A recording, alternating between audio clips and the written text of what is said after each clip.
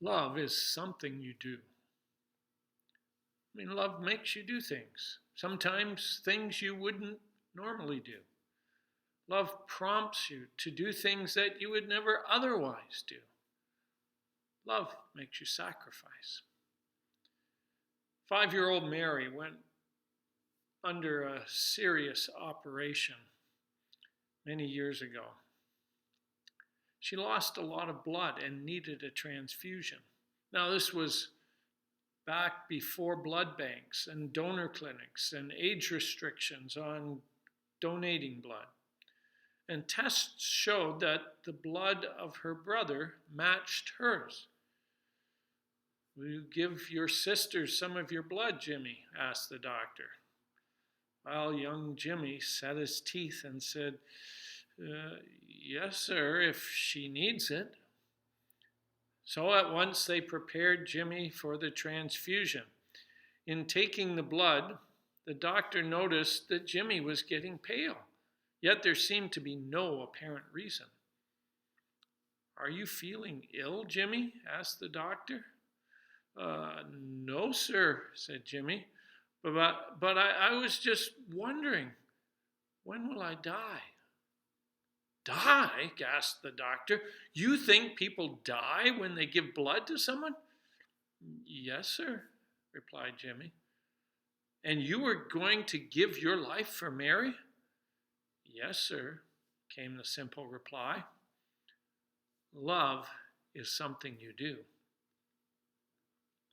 In that fairy tale, The Beauty and the Beast, Beauty needed to live with the Beast in order to save her father.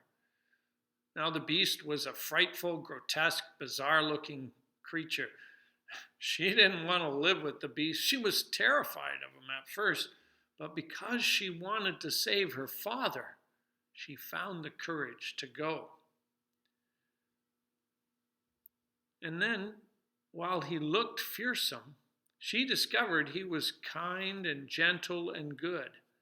And because of his character, he won Beauty's love, and her love transformed him into a handsome prince. It speaks of the transforming power of love, because love is something you do. Or we could look at the biblical story of David and Jonathan. David was hired by King Saul to play his harp and sing for the king whenever he became upset. Now Saul had a son, Jonathan, who became best friends with David. In fact, they made a covenant of friendship that they would love and help each other no matter what. And Jonathan gave David his special robe as well as weapons to prove this. Sometime later, after David had killed the giant Goliath and fought other battles and won more and more, he became so popular and Saul became jealous. Now, David didn't care. He was happy, Jonathan didn't care. He was happy for his friend David. But now, because Saul kept disobeying God, God decided it was time for a new king, and he chose David. Someday, David would be king.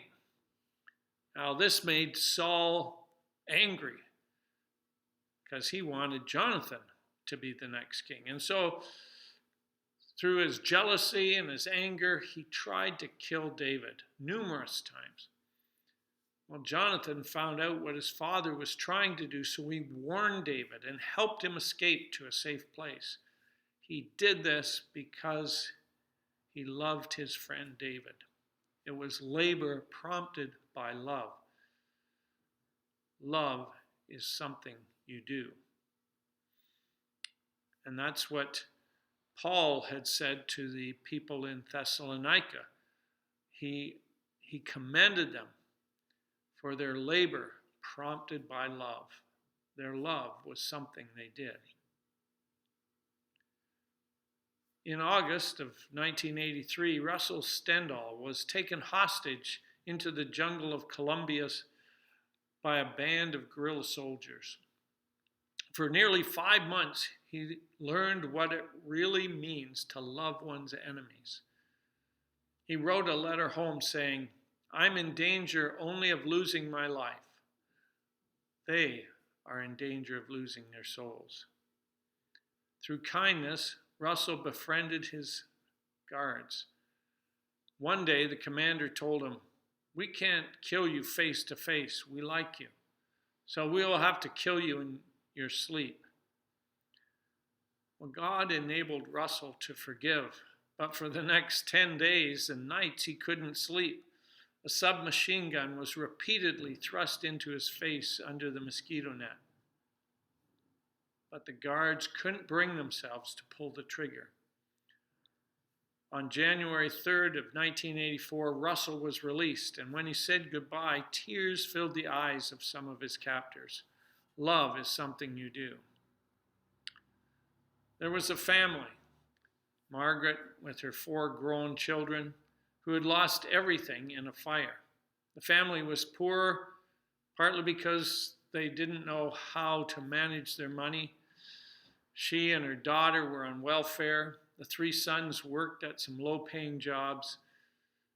Her husband had died some years earlier, and he had several brothers and sisters in the area, but only one took Margaret and her children food, clothing, and household items.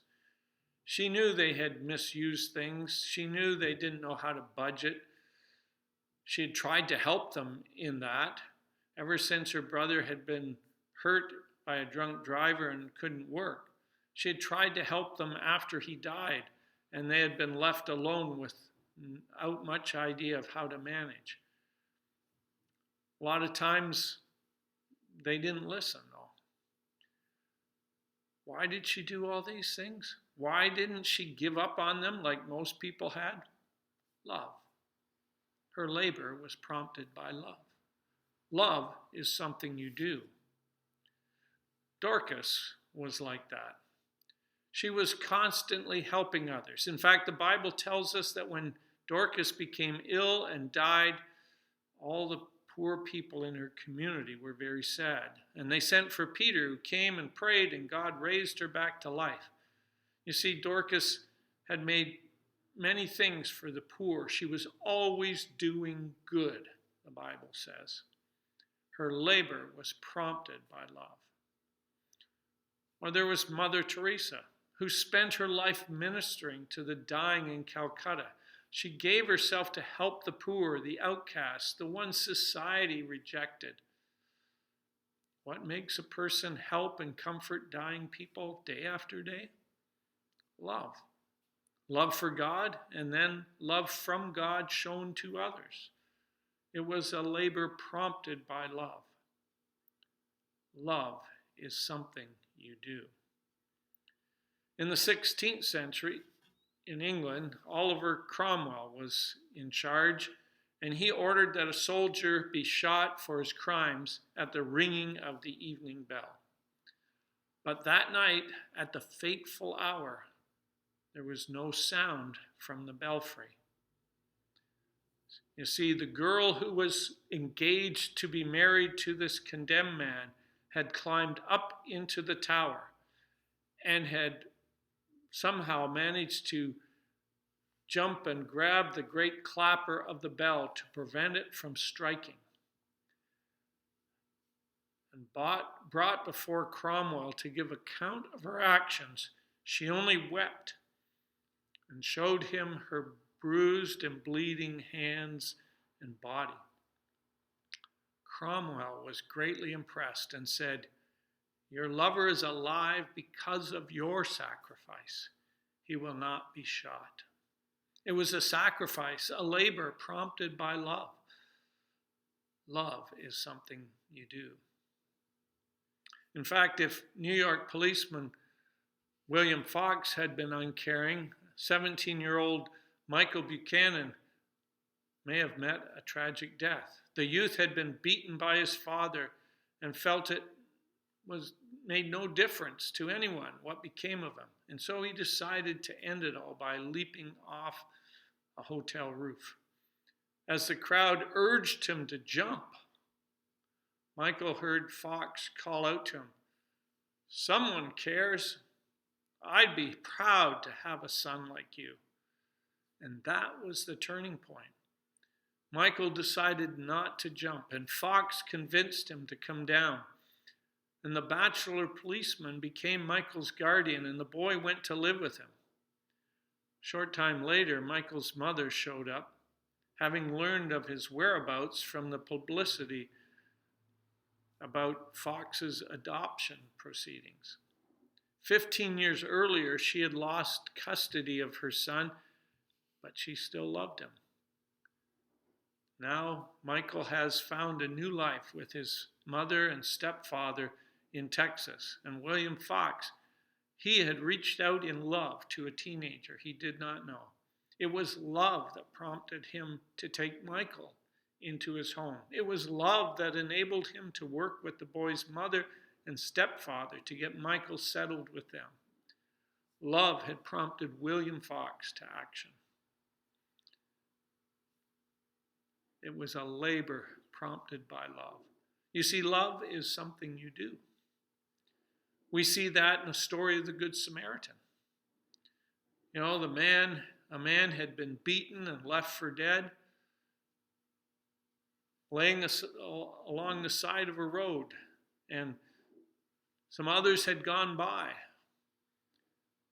Well-respected people in the community, the priest, the Levite, and they just actually went to the other side of the road. They kind of kept as far away from him as possible.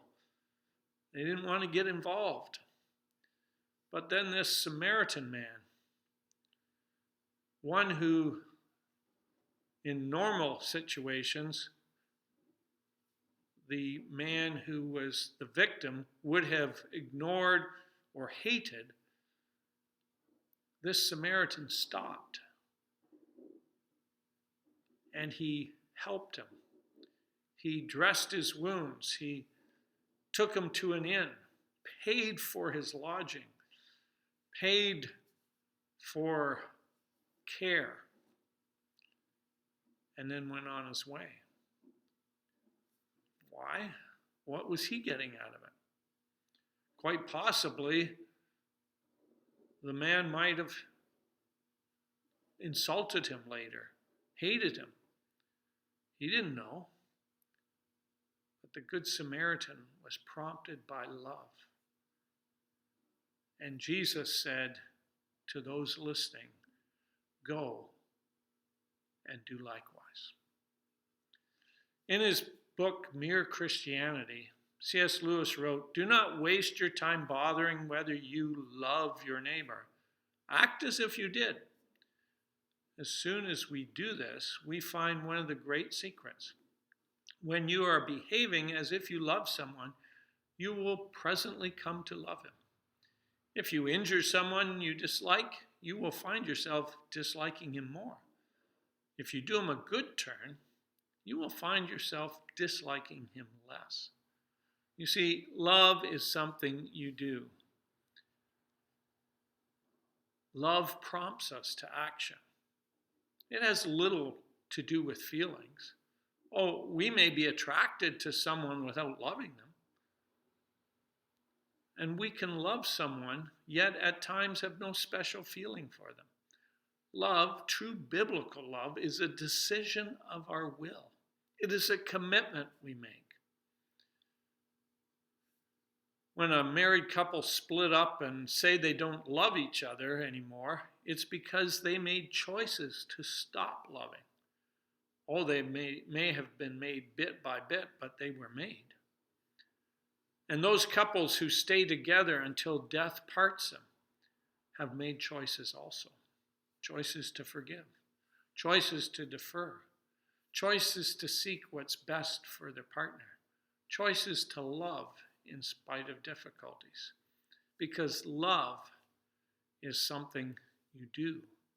And that's why Paul was so blessed by the people in Thessalonica and gave thanks to God for their labor prompted by love. Because true love makes you do things. True love motivates us to action, to care for others, to do good to others. So let us be people who love. May God bless you.